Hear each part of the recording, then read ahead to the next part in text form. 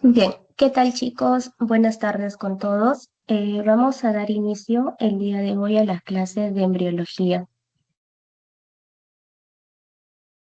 ¿Me confirman que se está escuchando bien? Sí, doctora. Y se escucha, ¿no? Gracias. Ya, para el curso he tomado estos dos textos como referencias. El libro base de nuestra carrera para el curso de embriología es el libro de histología de Gómez de Ferraris y también hemos tomado como base el libro de Ten Gates, ya en la novena edición. Este es el temario que vamos a desarrollar. Vamos a hablar de conceptos generales, vamos a hablar del desarrollo del macizo facial, de la formación de los tejidos duros, desarrollo de lengua, glándulas salivales, de las génesis, la odontogénesis, la dentinogénesis, la cementogénesis, la formación del ligamento periodontal. Y en la parte de histología vamos a dar los conceptos generales y vamos a hablar de los dos tejidos más importantes para nosotros, que es el tejido adamantino y la histología del complejo dentino pulpar. En total son 6 clases que vamos a tener, ¿ya? El día de hoy vamos a empezar con los conceptos generales de embriología. Empecemos definiendo, la embriología viene a ser la ciencia que estudia el desarrollo del ser humano desde el momento de la fecundación hasta el nacimiento. Entonces, en el libro de Gómez de Ferraris nos distinguen dos subramas de la embriología, una embriología general y una embriología especial o también llamada organogénesis. La embriología general nos dice que va a comprender el estudio desde la formación del cigoto hasta la 8ª semana de desarrollo y va a comprender el estudio de la formación de los primeros órganos, es decir, va a estudiar todo el periodo embrionario. Mientras que la embriología especial o también llamada organogénesis se va a encargar del estudio del desarrollo y crecimiento de los órganos y sistemas a partir de sus primeros esbozos. Esto va a ocurrir desde la 9ª semana hasta el momento del nacimiento, es decir, va a estudiar todo el periodo fetal. Cuando hablamos de periodo embrionario y periodo fetal, estamos hablando netamente de la etapa prenatal, porque también existe la etapa postnatal, que comprende un periodo natal, un periodo de lactancia, un periodo de infancia, un periodo de pubertad, adolescencia y finalmente de adultez. ¿Ya? Entonces, el desarrollo normal de los seres humanos va a depender de dos factores, ¿no? De una regulación genética y de una regulación epigenética. La regulación genética está dada netamente por la influencia del plan genético. Es algo heredado porque es la expresión del ADN que está contenida en los cromosomas. Mientras que la regulación epigenética se va a dar por la participación de factores externos que influyen en la expresión de la información del ADN. Y esto va a incidir directamente en la morfogénesis, ¿ya? Entonces, ¿cuáles son aquellos factores que pueden influenciar? Factores externos y ambientales, ¿no? Como los estilos de vida. Existen dos mecanismos que van a dirigir el desarrollo del ser humano, ¿no? A nivel celular y a nivel tisular. A nivel celular vamos a tener 4 mecanismos: la proliferación, la diferenciación, la migración y la apoptosis. La proliferación hace referencia a la multiplicación celular, que básicamente está dada por mitosis. La diferenciación consiste en que las células van a adquirir ciertas características funcionales, ciertos fenotipos, y esto va a ser resultado de una especialización estructural y funcional celular, ¿no? Por ejemplo, una célula madre se va a diferenciar de repente en fibroblastos, en condroblastos. La migración es aquella capacidad que tienen las células, pues, de movilizarse de un lugar hacia otro, ¿no? Ocupar nuevas posiciones para tener una función específica. Por ejemplo, las células de la cresta neural. Y la apoptosis viene a ser la muerte celular programada, ¿no? Es como, entre comillas, lo llama el libro el suicidio biológico, ¿no? Una vez que esta célula cumple su función, pues sufre apoptosis, muere la célula. A nivel de tejidos, a nivel tisular, van a existir tres mecanismos que dirigen el desarrollo. La inducción, la morfogénesis, la involución o regresión. La inducción consiste en la influencia de un tejido en la formación de otro tejido, ¿no? Por ejemplo, cuando hablemos de la formación del tubo neural, vamos a ver que para que se forme el tubo neural tiene que haber o tiene que existir la presencia de la notocorda. Este grupo celular va a enviar señales para diferenciar a otro grupo celular y se forme el tubo neural. La morfogénesis viene a ser el proceso mediante el cual los tejidos se van a desarrollar y van a adquirir su forma, ¿no? Vamos a hablar de procesos de invaginación, va a haber partes en que hablemos de plegamientos de ciertas estructuras o formaciones de canales. Y la involución o regresión, que viene a ser una etapa final de algunas estructuras, porque estas van a desaparecer una vez que cumplan su función. ¿No? Algo muy conocido es la membrana bucofaringea, ¿no? Que una vez que llega a los 26 o 27 días, esta membrana sufre involución, desaparece.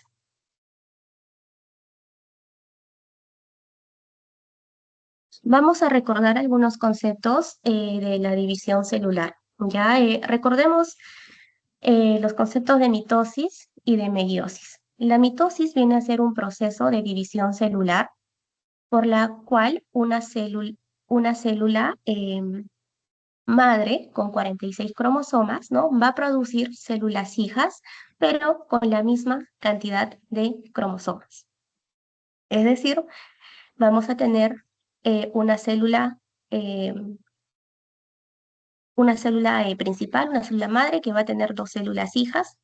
Estas dos células hijas con igual cantidad de cromosomas se van a llamar células diploides porque son idénticas a la madre. En cambio, en el proceso de división por meiosis, vamos a tener cuatro células hijas, o sea, a partir de una célula madre tenemos cuatro células hijas, pero cada célula hija va a tener la mitad de cantidad de cromosomas que la célula madre, ¿no? Si, por ejemplo, mi célula madre tiene 46 cromosomas, cada célula hija va a tener 23 cromosomas. Ahora, en el proceso de meiosis van a existir dos etapas o dos fases. Una meiosis de primera fase, donde que va a haber esta multiplicación celular, pero em, no va a haber, hay reducción del número de cromosomas y va a haber una meiosis de segunda fase, pero en esta meiosis de segunda fase ya no va a haber la reducción de los números de cromosomas, ¿ya? Y esta es una división celular característica de las células germinales, ¿no? De las células sexuales. Entonces, es importante recordar esos conceptos porque cuando nosotros hablamos del desarrollo del embrión humano, para que exista la fecundación, tenemos que tener nuestras dos células germinales principales, que en este caso son los espermatozoides y los ovocitos secundarios. Entonces, los espermatozoides siguen todo un proceso de maduración a partir de una célula germinal, que en este caso es la espermatogonia. Esta célula sufre un proceso de diferenciación y se va a transformar en un espermatocito primario, ¿no? Esta es mi primera célula madre que va a tener 46 cromosomas. Esta primera célula madre, a través de un proceso o una meiosis de primera fase, se va a dividir en dos células hijas y dijimos que cada célula hija va a tener la mitad de cromosomas de la célula madre, 23 cromosomas cada una, que corresponden a los espermatocitos secundarios. El proceso continúa. En el caso de la espermatogénesis, hay una segunda división meiótica y aquí, pues cada espermatocito secundario va a tener dos células hijas. En este caso, son las espermátidas. Y como ya sabemos, en la meiosis de segunda fase no hay pérdida de cromosomas, ¿no? Se mantiene la misma cantidad de cromosomas que la célula madre. Y estas espermátidas van a tener un proceso de diferenciación y van a madurar en espermatozoides, ¿no? Y es así que a partir de una célula germinal madre tenemos cuatro células, que en este caso son los espermatozoides. En el caso de las mujeres, pues ocurre el proceso de ovogénesis, ¿no? A partir de una célula germinal madre, que es el ovocito primario en las mujeres, que tiene 46 cromosomas, igual ocurre una meiosis de primera fase, donde vamos a obtener dos células hijas. Vamos a tener un ovocito secundario con 23 cromosomas y vamos a tener un primer corpúsculo polar. En la segunda división meiótica, estas células nuevamente se dividen en dos. Mi ovocito secundario se transforma en un óvulo maduro y en un corpúsculo polar.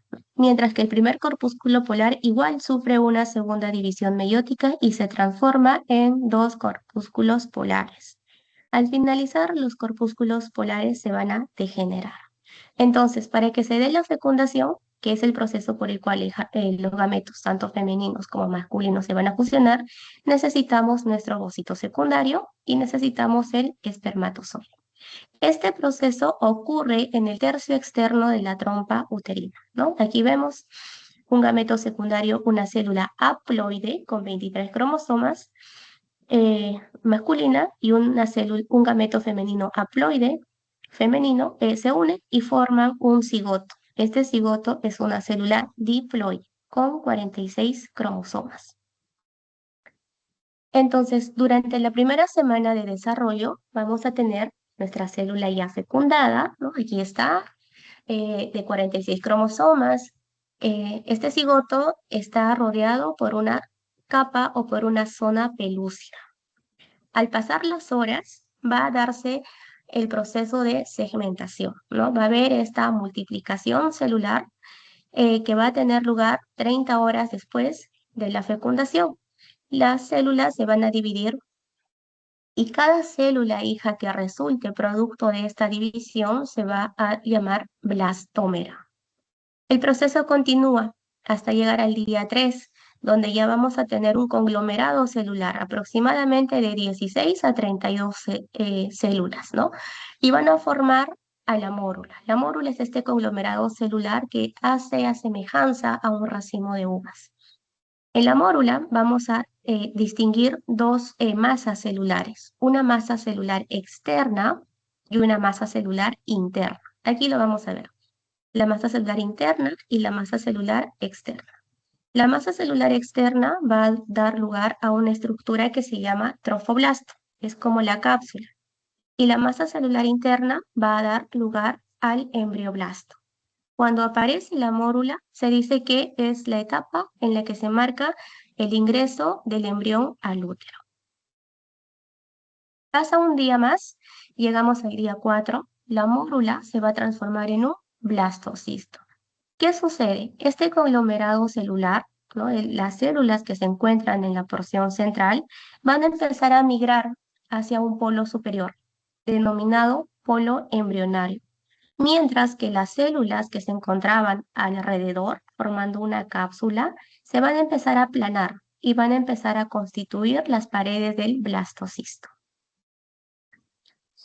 Se dice que para este día, pues nuestra capa pelúcida o nuestra zona pelúcida va a empezar a degenerarse y va a permitir el paso de líquido extracelular hacia el interior del blastocisto. Y este espacio lleno de líquido se va a denominar blastocele. Entonces, tenemos aquí nuestro blastocisto, ¿no? Recuerden, aquí tenemos la mórula, las células de la zona central migraron hacia un polo superior y aquí ya se transformó en un en un blastocisto, ¿sí? Aquí, en el polo superior, tenemos células que han dado lugar al embrioblasto. El embrioblasto va a dar lugar a los tejidos del embrión, mientras que las células que están formando como una cápsula se denominan trofoblasto y estas células van a dar lugar a la placenta. Además que va a garantizar que este blastocisto se entierre en el endometrio. Y si lo queremos ver en un corte histológico, pues esta es la imagen, ¿sí? Así se ve. Entonces, ya al llegar al quinto día, pues ya la zona pelúcida ha desaparecido y esto permite que nuestro blastocisto se una al endometrio. ¿A través de qué? A través del polo embrionario, ¿no? Por esta zona se va a empezar a implantar en el endometrio. Entonces, en este día, nuestro embrioblasto va a empezar a transformarse, ¿no? Estas células que forman el embrioblasto empiezan a seguir diferenciándose en dos grupos celulares, ¿no? Un primer grupo celular llamado epiblasto y un segundo grupo celular llamado hipoblasto. Mientras que el trofoblasto se va a diferenciar igual en dos grupos celulares o en dos capas, una capa externa y una capa interna. Ya para este día, ya este blastocisto empieza a erosionar el endometrio. Esta parte de acá arriba es el endometrio. Miren aquí está el blastocisto, ¿no? Y a través del polo embrionario, estas células empiezan a erosionarse. Entonces, al finalizar la primera semana, ya se va a iniciar el proceso de implantación. ¿Cuál es el lugar más frecuente? Pues el tercio superior de la pared posterior del endometrio del útero.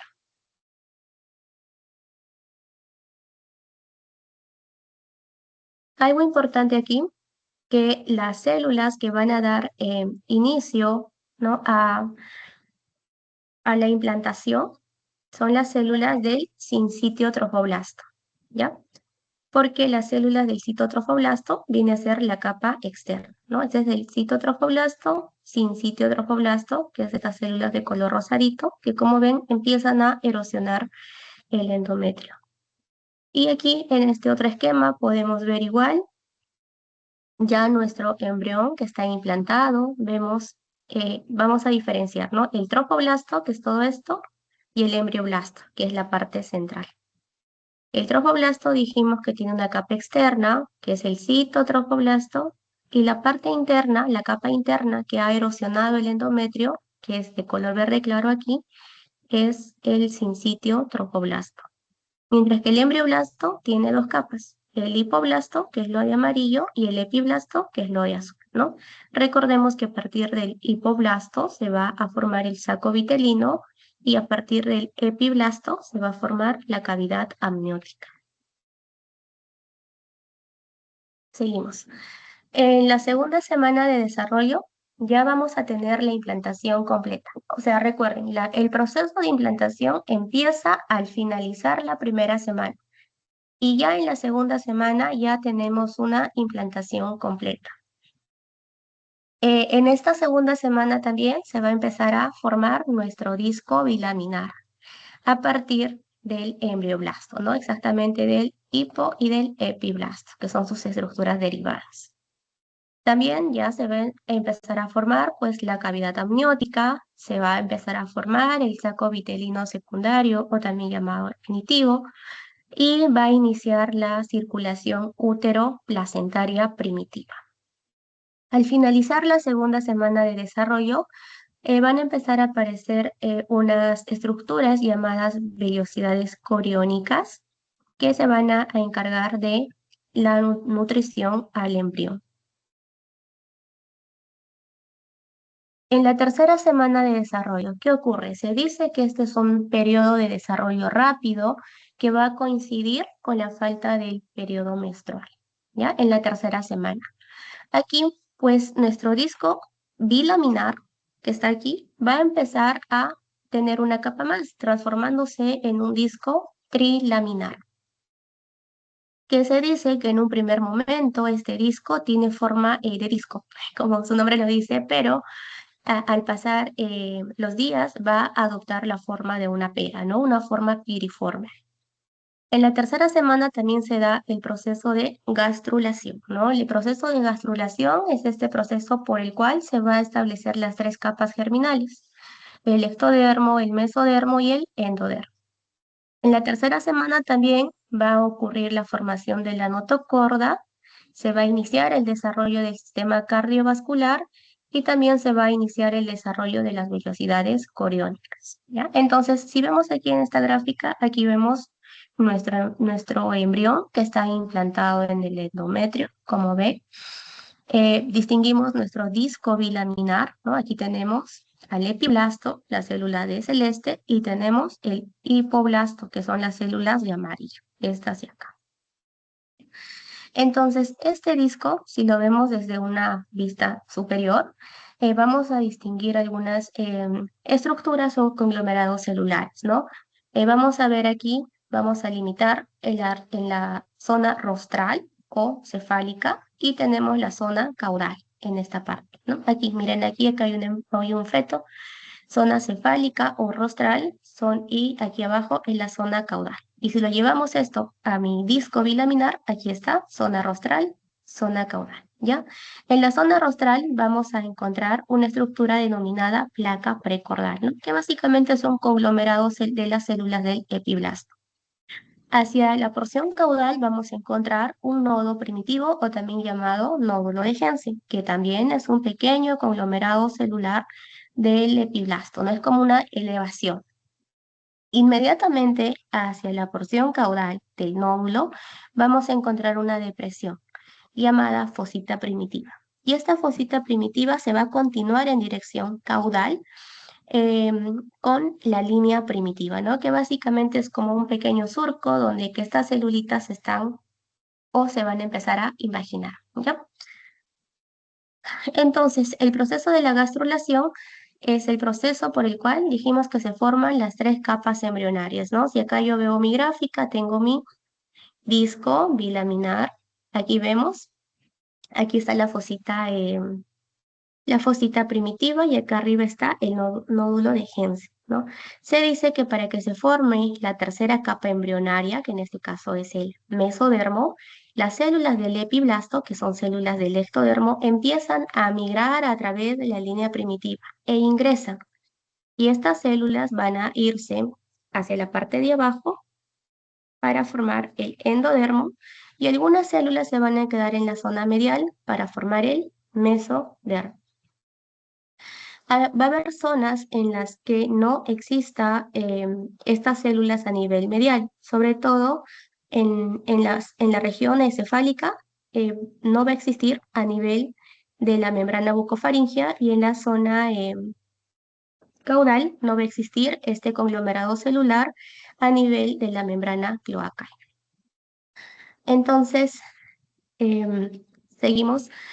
Una vez que ocurre este proceso de la gastrulación, se va a empezar a la par a formar la notocorda, ¿no? La notocorda va a ser una estructura que actúe como un soporte estructural durante el desarrollo embrionario y es crucial esta estructura para la inducción y la formación del tubo neural, que en futuro este tubo neural va a dar origen al sistema nervioso central y a la médula espinal. ¿Ya? Entonces, si vemos aquí nuestro disco, ¿sí? Recuerden que acá estaba nuestro nódulo primitivo, acá está la línea primitiva, y a nivel rostral encontrábamos la placa precordal, ¿ya?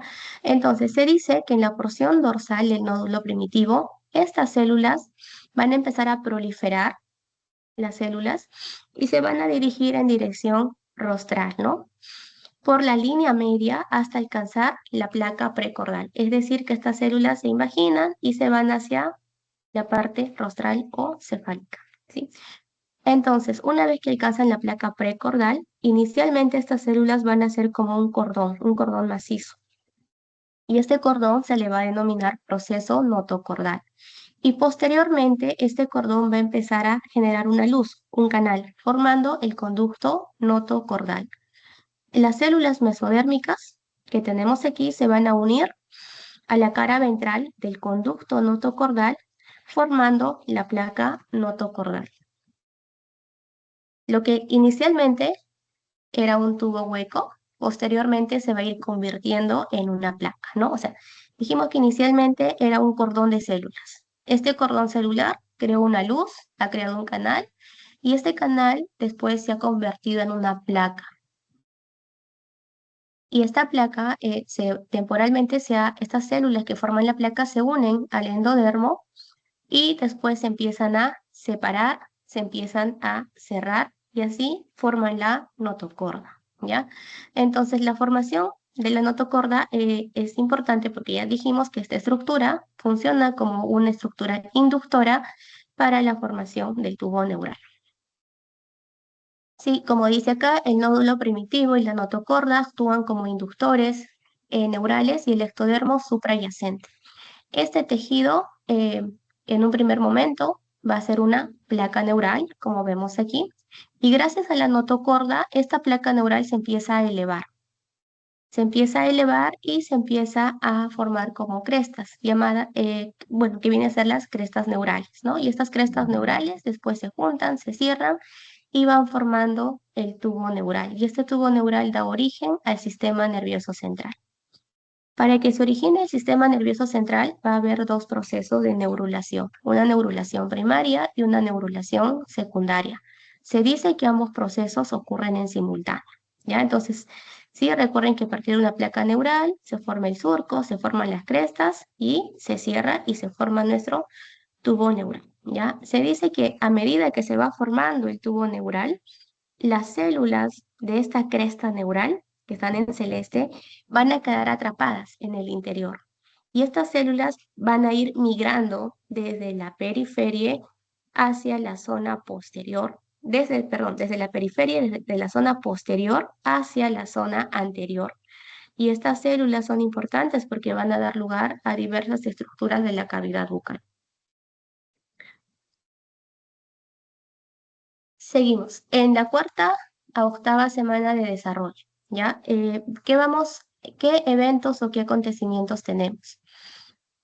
En estas semanas ocurre algo importante que es el plegamiento del disco trilaminar, ¿no? Recuerden que hasta el momento tenemos una estructura que asemeja la forma de un disco. Este disco tiene 3 capas, dijimos, ¿no? Y en la cuarta semana este disco empieza a plegarse, ¿ya? También en la cuarta semana se va a empezar ya a formar el estomodeo gracias al plegamiento de este disco y también gracias a este plegamiento se van a empezar a formar los arcos faringios y se va a empezar a formar pues el sistema nervioso cardiovascular. El plegamiento del disco trilaminar es este proceso mediante el cual el embrión, que dijimos que era plano, ¿no? En forma de disco, se va a transformar en un embrión cilíndrico, ¿no? De 3 dimensiones. Y esto ocurre al inicio de la cuarta semana de desarrollo.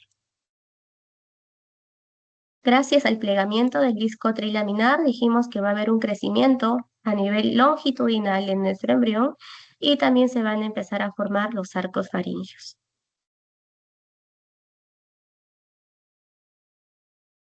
Ahora, este plegamiento se va a dar en tres partes, ¿no? Va a haber un plegamiento a nivel céfalo-caudal, un plegamiento a nivel horizontal, lateral o dorso ventral, y va a haber un tercer plegamiento netamente a nivel cefálico. Y lo vamos a ver aquí. A nivel cráneo-caudal, el plegamiento va a empezar aproximadamente a los 24 días, ¿no? Aquí tengo mi disco trilaminar y como ven aquí, esto vamos a decir que se va estirando, ¿no? Y se va plegando en sentido cráneo-caudal. También existe así, ¿no? Empieza acá, empieza a plegarse y gracias a este plegamiento, pues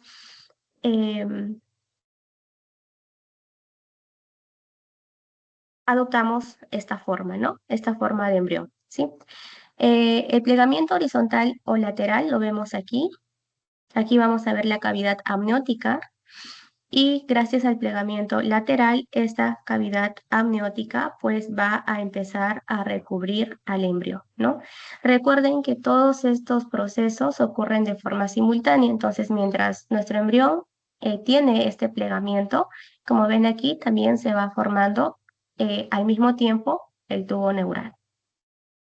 Y el último plegamiento que vemos aquí es netamente a nivel cefálico, ¿no? Esta es la cabecita del embrión que va a tener un tercer plegamiento.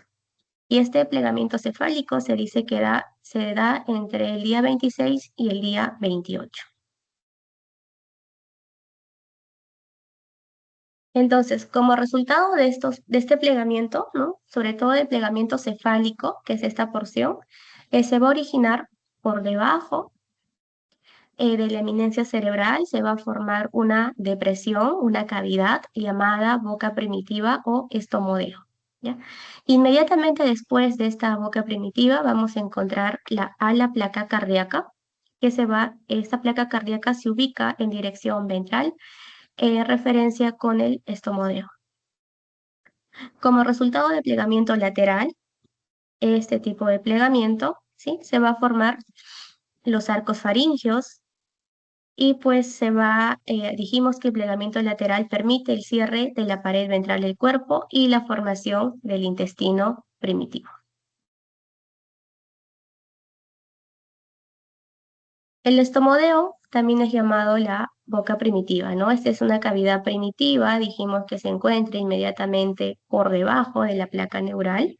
Aparece al inicio de la cuarta semana y se dice que esta es una estructura que marca el centro organizacional del macizo facial. Nuestro estomodeo se va a encontrar separado del intestino primitivo por una delgada membrana, ¿no? Una delgada membrana llamada membrana bucofaríngea. Los límites del estomodeo son: a nivel superior tenemos a la placa neural, a nivel inferior tenemos a la placa cardíaca, a nivel posterior tenemos a la membrana bucofaríngea y a nivel lateral vamos a tener al primer par de arcos faríngeos. Entonces, esta estructura también es muy importante porque a partir de este epitelio del estomodeo, a futuro se va a originar el epitelio oral. Por lo tanto, esto va a originar la lámina dental y ya saben que la lámina dental pues va a dar lugar a las estructuras dentarias, ¿ya? La membrana bucofaríngea es una membrana bilaminar que está constituida por ectodermo y por endodermo. Por ectodermo por la porción externa, ¿no? Y por la porción interna por endodermo. Esta membrana, alrededor de los 26 a 27 días, va a sufrir un proceso de involución. Va a romperse y va a desaparecer. Una vez que se rompe, va a comunicar al estomodeo directamente con el intestino primitivo. El intestino primitivo va a tener tres porciones, ¿no? Una porción anterior, una porción media y una porción posterior. Entonces, va a comunicar netamente con la porción anterior del intestino primitivo.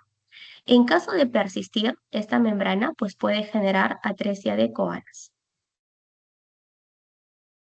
Aquí vemos en esta gráfica, ¿no? Aquí vemos la membrana bucofaríngea y aquí vemos cómo se empieza a perforarse para desaparecer, ¿no? Aproximadamente a los 26 días, 26 o 27 días. Es una membrana que está muy poco tiempo, ¿no? Solo 3 días, a lo mucho 4. Y aquí les he puesto una imagen del embrión hasta este momento, ¿no? Aproximadamente ya hay 30 días, el embrión se ve así. El libro de Gómez de Ferraris nos dice que mide aproximadamente 5 milímetros, ¿no? Es súper chiquitito. Pero en este tamañito ya vemos estructuras principales que ya se van formando, ¿no? Ya tenemos la presencia de los arcos branquiales, ¿no? La eminencia cardíaca, la región cefálica. Hay muchas estructuras importantes que se encuentran en desarrollo. El aparato faríngeo. El aparato faríngeo también es llamado aparato branquial, es su sinónimo. El aparato faríngeo es un conjunto de estructuras embrionarias transitorias que van a desaparecer entre la cuarta y la quinta semana de desarrollo embrionario. Y estas estructuras van a participar directamente en la formación de la cara, el cuello y de las vías aéreas superiores, ¿ya? Si vamos a verlo en esta imagen, el aparato faríngeo es todo esto de acá, ¿no? Todas estas estructuras que están con color.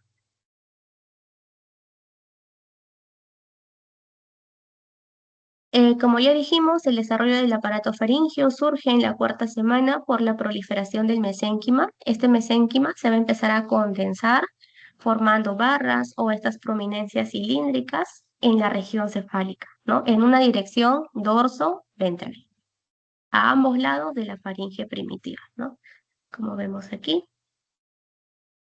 Seguimos. El aparato faríngeo va a estar compuesto por 4 estructuras. Está compuesto por arcos, está compuesto por bolsas, por surcos y por membranas faríngeas o también llamadas membranas de cierre. ¿Por qué se llama aparato? Porque tiene 4 componentes que van a trabajar de forma integrada, ¿ya? Estas estructuras van a contribuir a la formación de las regiones laterales y ventrales de la cabeza y del cuello, y muchas anomalías congénitas de cabeza y cuello se van a presentar por alteración en estas estructuras.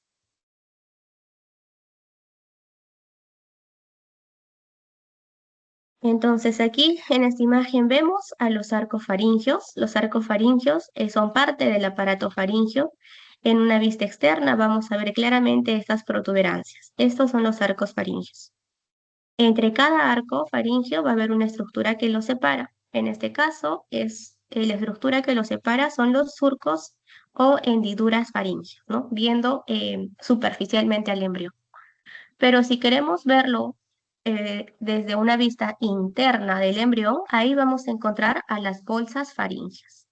Las bolsas faringias son estas de aquí. Son pequeñas depresiones que vas a separar cada uno de los arcos, pero desde una vista interna. Las membranas faringias van a ser estas estructuras que se van a encontrar entre las hendiduras y las bolsas faringias. No es como su nombre, son membranas, es una capa muy, muy delgada. Lo vamos a ver aquí, en esta imagen. Aquí vemos los arcos faringios, primero, segundo, tercer y cuarto arco faringio, ¿no? También vemos los surcos o hendiduras desde la parte externa, un primer surco, segundo surco, tercer y cuarto surco. Las bolsas faringias se ven netamente desde una vista interna. Estas son las bolsas faringias, estas. Y las membranas faringias dijimos que son estructuras que van a encontrarse entre el surco y la hendidura faríngea, ¿no? En esta zona específicamente. ¿Qué más? Aquí algo muy importante es que el segundo arco faríngeo va a crecer más. Es una estructura que es la más prominente, no crece más que los otros arcos. Y al crecer va a tapar a la segunda, tercera y cuarta hendidura faríngea, ¿no? Por eso se ve esta imagen. Y en futuro, pues estas hendiduras faríngeas van a unirse y van a formar el seno cervical, que es una estructura netamente transitoria que desaparece después. Ahora sí, vamos a empezar con los arcos faringios. Ya, los arcos faringios son engrosamientos mesenquimáticos, tienen forma de herradura, van a aparecer en pares, se encuentran a los lados del embrión y se fusionan en la parte anterior y media.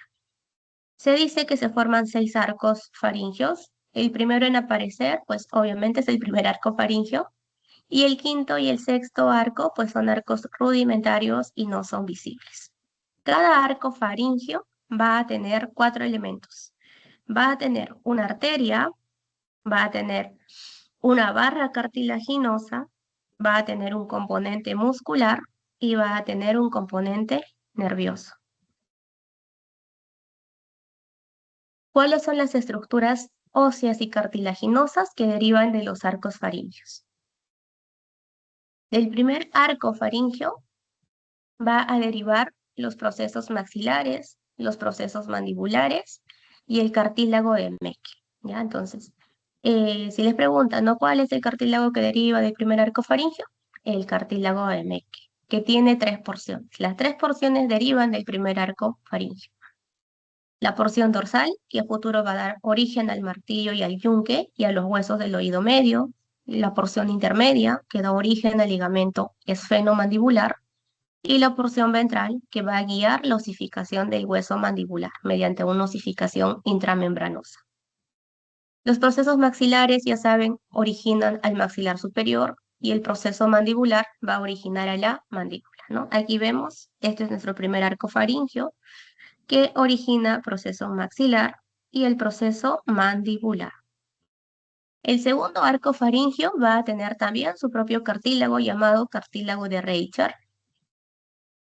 Va a originar los huesos del estribo, la apófisis estiloides, el ligamento estiloideo, origina el hueso hioides, pero no todo, solo los cuernos menores y la parte superior del cuerpo. El tercer arco faríngeo va a dar lugar al cuerno o al asta mayor del hueso hioides y a la porción inferior del cuerpo del hueso hioides. Mientras que el cuarto, quinto y sexto arco faríngeo va a dar lugar a los cartílagos de la laringe, ¿no? Tiroides, cricoides, aritenoides, corniculado y neiforme. Y aquí también lo podemos ver en esta imagen, ¿sí? Primer arco, las estructuras que están en rosado, lo que se encuentra aquí, maxilar superior, maxilar inferior, ¿no? Martillo, yunque. Segundo arco faríngeo, cartílago de Reicher, les da origen al estribo, ¿no? Y a estos huesos que se mencionan aquí.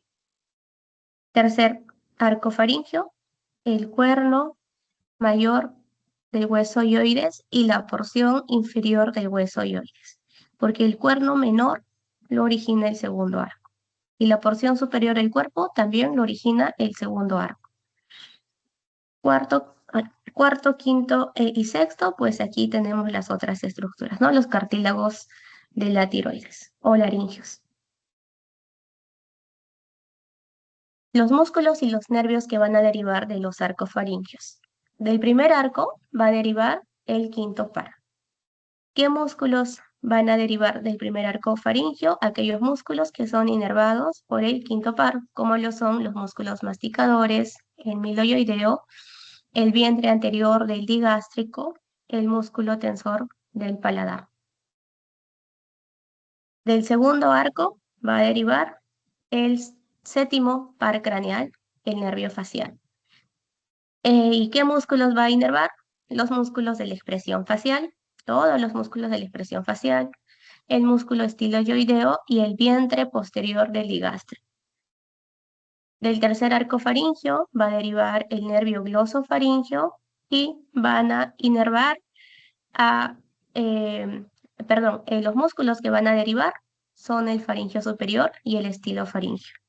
Y del cuarto, quinto y sexto arco, pues deriva el décimo par, el nervio vago, y los músculos que derivan, pues el faríngeo inferior y el cricotiroideo, ¿ya? También pues va a existir la parte de la vascularización, ¿no? Y esto es algo mucho más fácil porque el primer arco, el vaso sanguíneo que le corresponde es el primer arco aórtico. Del segundo arco faríngeo le corresponde el segundo arco aórtico y así hasta llegar al cuarto, ¿no? Es más sencillo. Las bolsas faríngeas son evaginaciones endodérmicas. Recuerden que estas las vemos netamente en una vista interior, porque se van a encontrar en la cara interna del aparato faríngeo. Estas bolsas se van a encontrar entre los arcos adyacentes, ¿no? Acá hay un arco y pues la estructura que los va a separar son las bolsas faríngeas.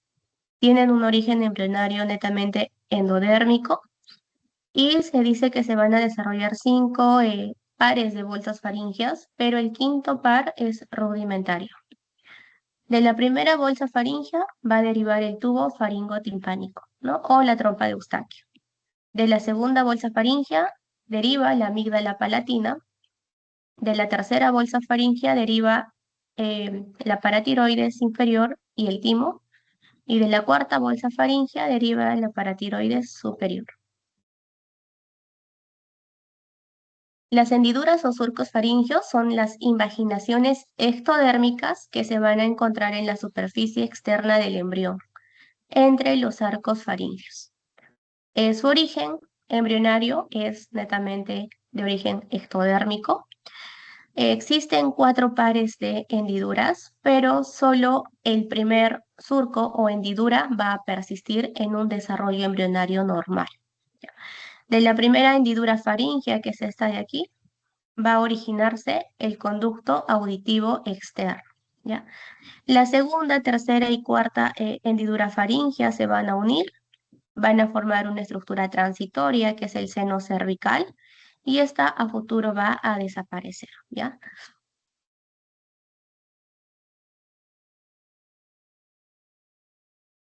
Las membranas faringias, pues dijimos que eran zonas de contacto directo entre una bolsa faríngea y un surco faríngeo. Se dice que no va a haber mesénquima interpuesto, entonces netamente va a ser el contacto del ectodermo con el endodermo, ¿no? Entonces, por lo tanto, su origen embrionario es ectodermo más endodermo. Solo la primera membrana faríngea va a persistir y el derivado principal de la primera membrana faríngea es la membrana timpánica.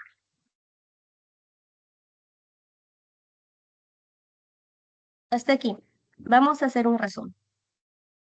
En la primera semana de desarrollo dijimos que se iba a completar la fecundación y al finalizar esta primera semana se da inicio al proceso de implantación, ¿no? Y recuerden las estructuras que se han formado, que a partir del embrioblasto,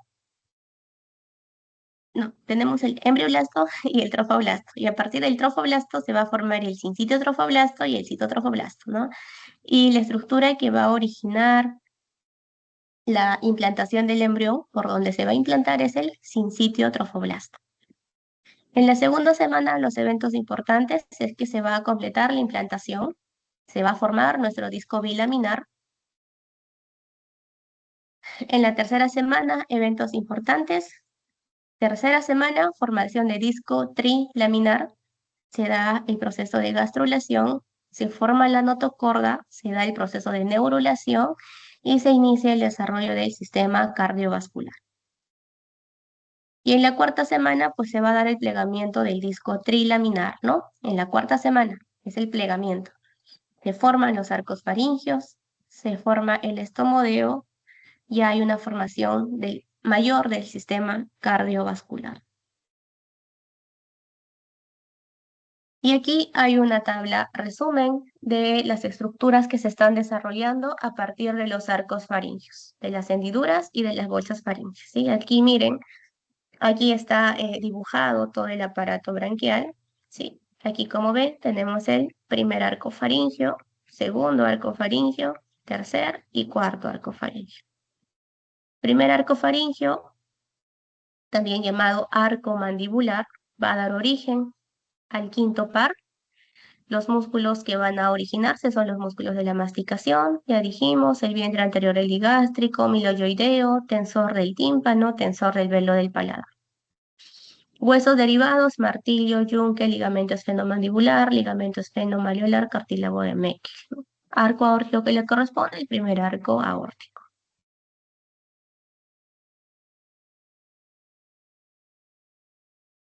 El segundo arco faríngeo, también llamado arco ioideo, ¿no? Del cual deriva el séptimo par. Los músculos que derivan son todos los músculos de la expresión facial y el vientre posterior epigástrico, el estiloioideo y el estapedio.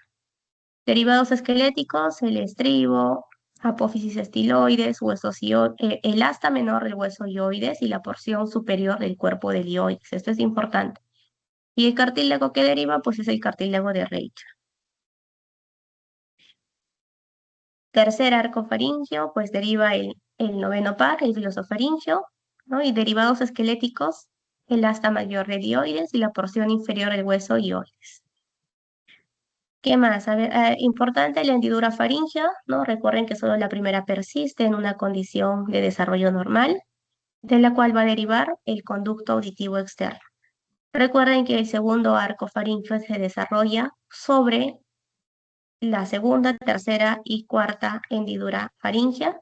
Por lo tanto, estas tres hendiduras se van a fusionar y van a formar una estructura transitoria llamada seno cervical. Y de las bolsas faríngeas, pues de la primera bolsa faríngea, ¿no? Desde una vista interna, va a derivar la trompa de Eustaquio, de la segunda bolsa, la amígdala palatina, de la tercera bolsa faríngea, el timo y la paratiroides inferior, y de la cuarta bolsa faríngea, la paratiroides superior. Y la membrana faríngea, la única que persiste es la membrana timpánica, ¿no? De la primera membrana faríngea. ¿Ya? Esto como resumen. Y les he puesto esta pregunta. A ver, pueden poner en el chat cuál creen que sea la respuesta aquí. ¿Cuáles son verdaderas? ¿Cuáles son falsas? De acuerdo a lo que hemos ido hablando.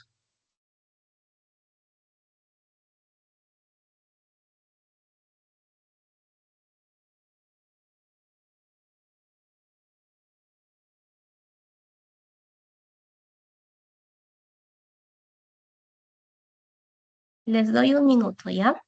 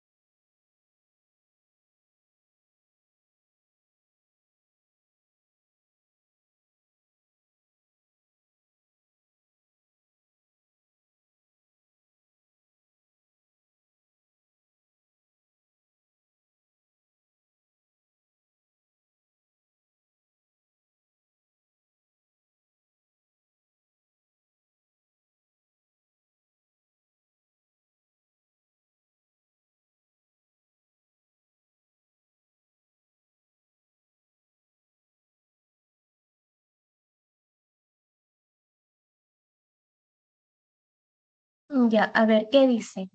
Respecto al aparato faríngeo, indique si las afirmaciones son verdaderas o falsas. A ver, la primera. Dice, los arcos faringios se forman por la proliferación del mesénquima, compuesto principalmente por mesodermo y células de la cresta neural. ¿Verdadero o falso? A ver. Ajá. A ver, la primera dicen verdadero, verdadero, verdadero. Sí, la primera es verdadera. Vamos a escribir. Sí, la primera es verdadera. La segunda, a ver, dice, las membranas faríngeas están formadas por ectodermo, mesénquima y endodermo. ¿Verdadero o falso? Las membranas faríngeas están formadas por ectodermo, mesénquima y endodermo, por 3 capas.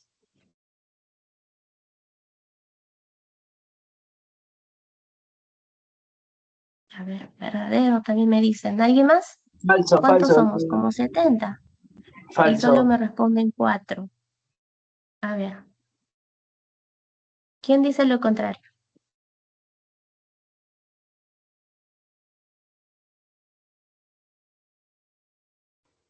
Falso, doctora. ¿Se me escucha? Falso. Sí, falso, está bien. Sí, te escuché. A ver, vamos a escribir. Falso. Ay, ya. Sí, se sobreentiende. Es falso, ¿no? Porque las membranas faríngeas, recuerden, solo están formadas por ectodermo y endodermo. Ya no hay tejido mesenquimatoso en las membranas faríngeas. A ver, dice, la primera hendidura faríngea origina el conducto auditivo externo. Sí, este está fácil. Todos han dicho verdadero. Este es verdadero. El vientre posterior del músculo digástrico deriva del primer arco. ¿Verdadero o falso? ¿Qué dice? Falso, del segundo, doctora. Falso, muy bien, del segundo, es cierto. Vamos a escribir acá la F de falso. Ya. Ok. Cada arco faríngeo posee un nervio craneal y una arteria propia, ¿no? Que es un arco aórtico y esto es recontra verdadero. Entonces aquí la respuesta es verdadero, falso, verdadero, falso, verdadero. Ya. Muy bien. Entonces seguimos. Aquí está el cuadro resumen, igual, otra tabla de resumen que les he puesto de los componentes del aparato faríngeo. Y aquí quiero resaltar pues que las membranas faríngeas solamente tienen como origen embrionario ectodermo y endodermo, ¿no? Porque se encuentran aquí. Justo es el límite del surco con la bolsa faríngea. ¿Ya? Las bolsas faríngeas, como es la parte interna, tienen origen endodérmico. Las hendiduras tienen origen ectodérmico porque están en la parte externa. Y los arcos, pues, tienen origen mesenquimatoso, ¿no? El mesodermo más las células de la cresta neural. Existen síndromes asociados a las alteraciones del desarrollo del primer arco branquial. Vamos a ver cuáles son.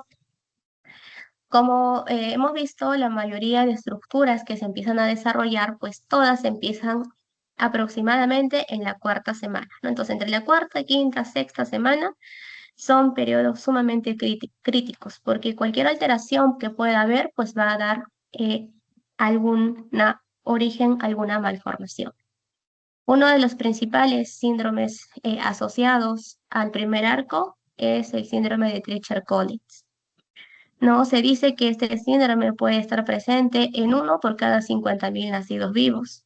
Aquí se va a producir una alteración en la migración, proliferación o la supervivencia de las células de la cresta neural que van a contribuir al desarrollo del primer arco faríngeo. El síndrome de Treacher-Collins también es llamado disostosis mandibulofacial, ¿no? ¿Cuál es la triada característica de este síndrome? Micrognatia, hipoplasia de huesos malares y los defectos en los párpados inferiores y oído externo, ¿no? Recuerden que son estructuras netamente derivadas del primer arco. Este síndrome se transmite por un gen autosómico dominante. La secuencia de Pierre-Robin también es un defecto asociado al primer arco. ¿Por qué se llama secuencia y por qué no se llama síndrome, no? Se dice que es secuencia porque hay una alteración inicial en una estructura que va a desencadenar una cascada de eventos. El efecto primario o el efecto inicial va a ser pues la hipoplasia de la mandíbula, ¿no? O de la formación del proceso mandibular. Esto va a ocurrir durante la 7ª y 8ª semana de desarrollo embrionario. Ya cuando vamos a hablar de formación del maxilar, de la mandíbula y del paladar, ahí lo van a entender, ¿ya? El mecanismo que ocurre es que nuestros procesos mandibulares no van a crecer adecuadamente, por lo tanto va a producirse una micrognatia. Producto de esta micrognatia, la lengua va a permanecer en una posición alta y posteriorizada, ¿no? Llamada glossoptosis, generando la obstrucción de las vías respiratorias. La lengua va a impedir la elevación y la fusión de las apófisis palatinas o de los procesos palatinos, por lo tanto se va a producir una fisura del paladar secundario. La tríada característica de esta secuencia pues es la micrognatia, glossoptosis y fisuras palatinas. ¿Qué es lo que lo origina o desencadena? Pues es las hipoplasias de la mandíbula, ¿ya? Estos pacientitos tienen la vía aérea bien comprometida y pues a temprana edad usan estos aparatos, ¿no? O son sometidos a una traqueostomía, justamente porque la vía aérea pues se ve afectada. Y esta secuencia suele ir acompañada por defectos en los ojos y orejas, ¿no? Se puede observar eso. El síndrome de Dior es un trastorno genético que está causado en la mayoría de los casos por por una microdelección del cromosoma 22q 11.2. Se dice que esta alteración va a afectar la migración de las células de la cresta neural y va a ocasionar un desarrollo anormal a nivel de la tercera y de la cuarta bolsa faríngea, ¿no? Entonces, si afecta a mis bolsas faríngeas, va a estar afectada la tiroides, el timo y las paratiroides, produciendo hipoparatiroidismo en estos pacientitos. Puede ocurrir que estos pacientes tengan también alguna alteración en el primer arco faríngeo, por lo tanto, también pueden presentar micrognatia, fisuras palatinas y sorderas. ¿Ya? Pero principalmente el síndrome de Dior es afectado por el desarrollo normal de la tercera y cuarta bolsa faríngea. Bien, hasta aquí con el primer tema. ¿Alguna duda? Vamos a pasar al segundo tema. Ya. Vamos a hablar un poco sobre el desarrollo del macizo craneofacial. Cuando hablamos del desarrollo del macizo craneofacial, vamos a ver que todos estos procesos o estructuras van a empezar a unirse, se van a empezar a fusionar, ¿ya? Y algo importante que tienen que conocer son los procesos de unión, de los mecanismos de unión de estos procesos.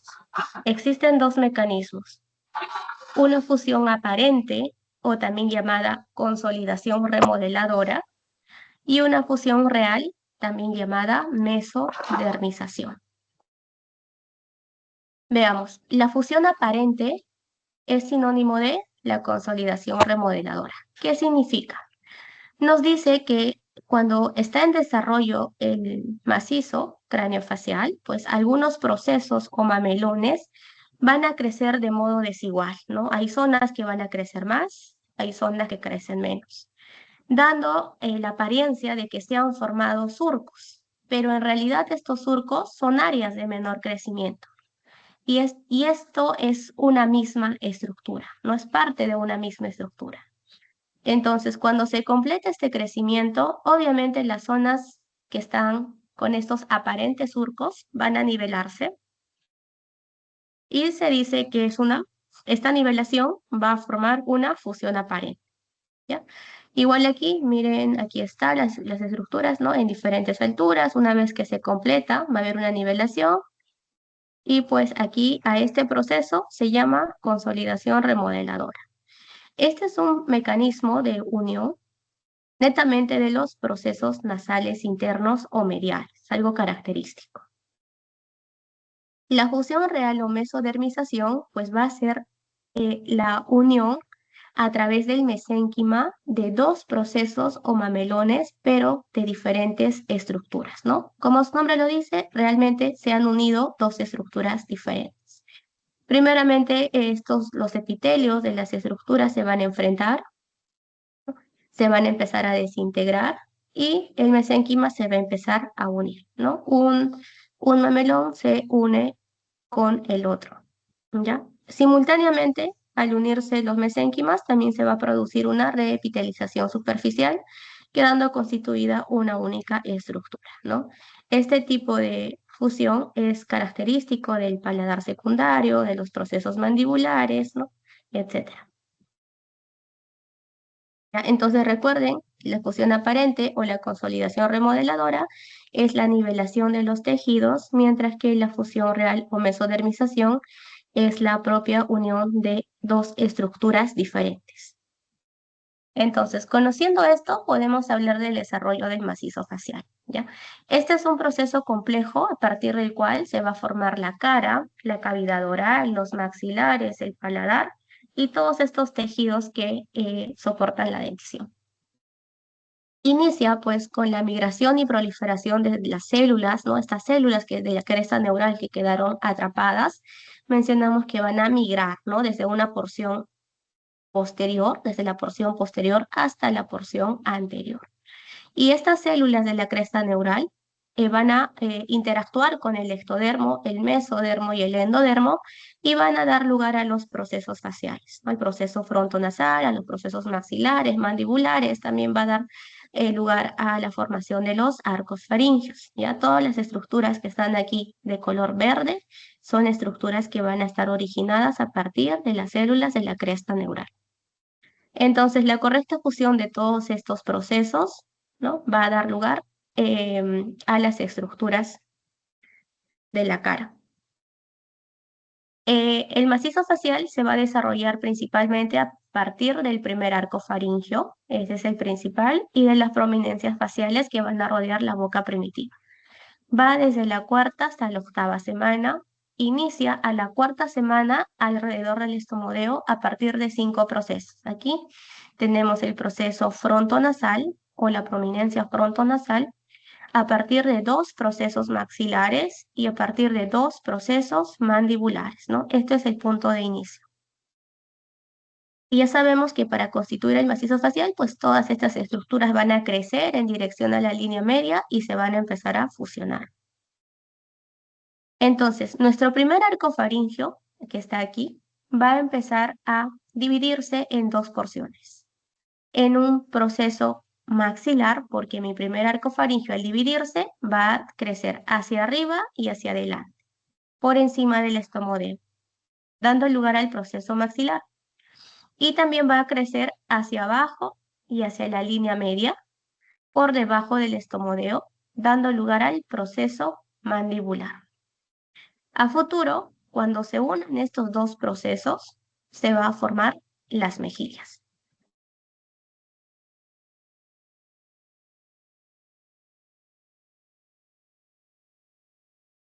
Y aquí les pregunto, a ver, ¿a través de qué mecanismo se unirán las mejillas o se formarán las mejillas? Porque estamos diciendo que las mejillas se forman a partir de la unión del proceso maxilar con el mandibular, ¿no? Pero ¿a través de qué mecanismo? ¿Fusión aparente o mesodermización? A ver si me entendieron. Mesodermización. Ajá, sí, claro, fusión real o mesodermización porque son dos estructuras diferentes, dos procesos diferentes. Entonces, seguimos, ¿ya? Las plácodas son estructuras que se van a formar al finalizar la cuarta semana, cuando ya están visibles los arcos faciales, ¿no? A nivel de la región cefálica, exactamente en nuestro proceso frontal, van a aparecer engrosamientos en formas de placas, denominadas plácodas olfatorias o nasales. Estas estructuras van a participar en la formación de los órganos sensoriales y de las estructuras de la cara, ¿no? Así como aparecen las plácodas olfatorias, ¿no? A nivel de todo el embrión van a empezar a aparecer otras plácodas relacionadas, pues, que van a originar otras estructuras, ¿ya? Estas plácodas se dice que surgen como producto del engrosamiento del ectodermo superficial, histológicamente están constituidas por un aumento del tejido epitelial relacionado netamente a las terminaciones nerviosas. Entonces, las plácodas son estructuras transitorias que se van a formar en lugares precisos y que van a actuar como centros inductores del desarrollo. Existen varias plácodas, como ven acá hay plácodas olfatorias, lenticulares, trigeminales, ópticas, epibranquiales.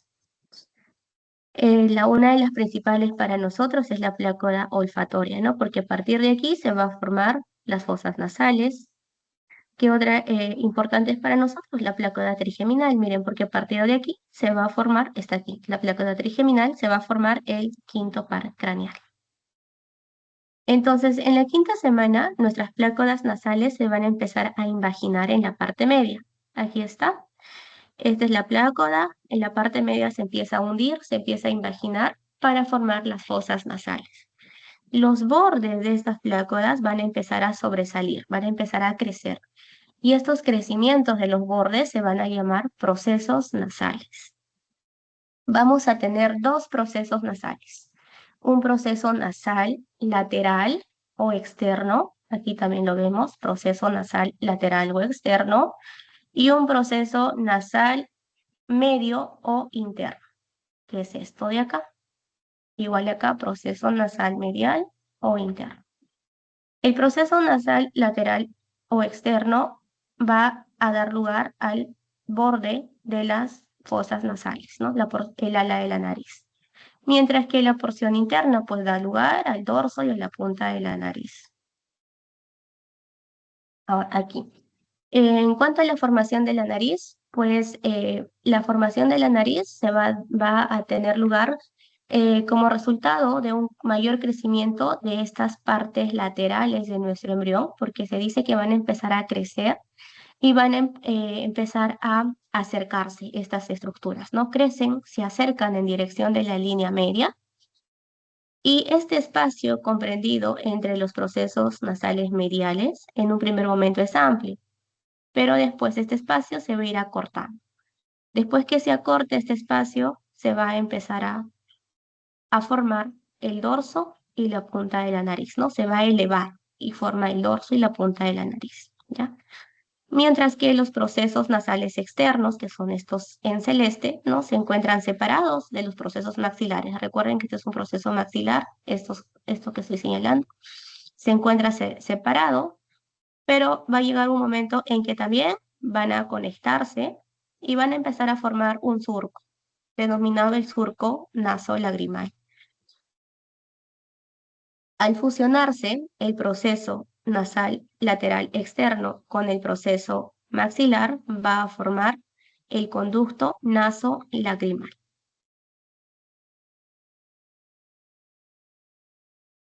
Y recordemos aquí que los procesos nasales mediales se van a unir por fusión aparente y van a formar la porción media del labio llamada filtrum labial. A ver. ¿Qué más? Esto en una vista o en una porción externa del embrión. Pero, ¿qué sucede con la parte interna? En la parte interna del embrión se van a empezar a formar los sacos nasales. ¿Ya? Entonces, las fositas nasales que se han formado, ¿no? En la parte media de esas plácodas que fueron en un primer momento, van a empezar a profundizarse. Se van a profundizar y forman los sacos nasales, ¿no? Es esto de aquí. Aquí vemos la fosita y aquí vemos un saco nasal en una vista interna. ¿Ya? Inicialmente se dice que los sacos nasales están separados por una membrana, la membrana buconasal, que está conformada netamente por epitelio derivado del ectodermo. Pero al pasar los días, aproximadamente en la sexta semana, esta membrana se va a perforar y va a haber una comunicación directa de la cavidad nasal con la cavidad oral, ¿no? Formando la coana primitiva, que está aquí. Después que se dé la fusión de los procesos palatinos, cuando se forma el paladar secundario, aproximadamente entre la séptima y la décima semana, esta coana va a quedar en una posición final, ¿no? En una zona más posteriorizada. Y va a delimitar, pues, la cavidad nasal de la cavidad oral. El puente y el dorso de la nariz, recordemos que se forman a partir de los procesos nasales mediales, pero hay algunos libros, alguna literatura que también menciona que se originan a partir de la prominencia frontonasal. La punta de la nariz sí se va a formar por la fusión de los procesos nasales mediales. El ala de la nariz se forma por la fusión de los procesos nasales externos o laterales con la unión del proceso maxilar.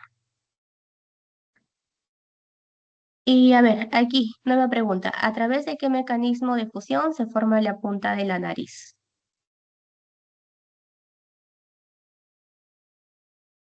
¿Consolidación remodeladora o mesodermización? Estamos hablando de la punta de la nariz. A ver.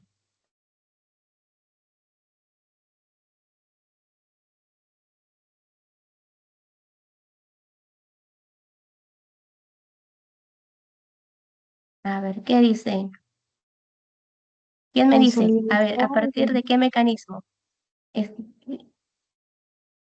Estaba en la diapositiva, no están atentos. A ver, con esto Consolidación, terminamos, ¿ya? Consolidación remodeladora, ¿no? O fusión aparente.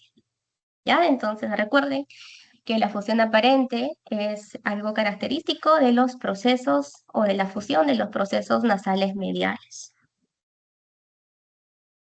Ya, a ver, ¿qué más tenemos? Ya, con esto terminamos. Ya, el conducto nasolagrimal se va a formar, como mencionamos, a partir de los procesos nasales laterales con la fusión de los procesos maxilares, ¿no? Aquí vemos en la figura, vamos a nuevamente a delimitar, ¿no? Tenemos el proceso frontal, ¿no? Frontonasal, acá está. Procesos nasales internos pro- o mediales, procesos nasales externos, proceso maxilar, proceso mandibular, acá ya están casi fusionados los procesos mandibulares. Entonces, se dice que entre el proceso nasal lateral y el proceso maxilar, en un primer momento hay un surco. A medida que el embrión crece, estas dos estructuras se van a aproximar y van a formar un túnel, un canal, ¿no? Que es el conducto naso-lagrimal. Ya chicos, hasta acá nos vamos a quedar. Ya en la próxima clase continuamos con lo que es formación de paladar. ¿Alguna duda hasta aquí?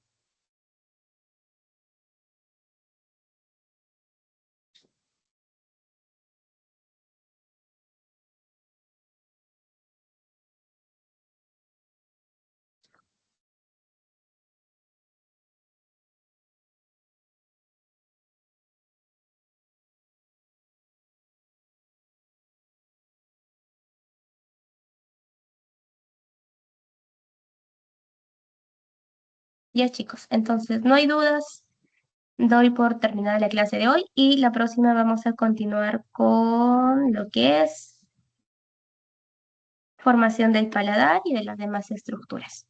¿Ya?